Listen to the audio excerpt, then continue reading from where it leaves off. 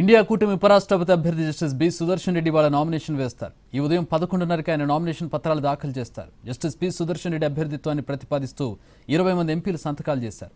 Nomination కార్యక్రమానికి విపక్ష ఎంపీలు, కాంగ్రెస్ సీనియర్ నేతలు హాజరవుతారు. ఇవాళ నామినేషన్లకు లాస్ట్ డేట్. రేపు స్క్రూటినీ ఉంటుంది. వచ్చే నెల 9న ఎలక్షన్ నిర్వహిస్తారు.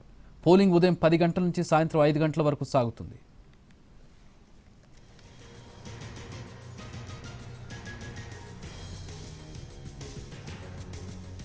ఇండియా కూటమి ఉపరాష్ట్రపతి అభ్యర్థి జస్టిస్ పి సుదర్శన్ రెడ్డి వాళ్ళ నామినేషన్ వేస్తారు. ఉదయం 11:30కి ఆయన నామినేషన్ పత్రాలు దాఖలు చేస్తారు.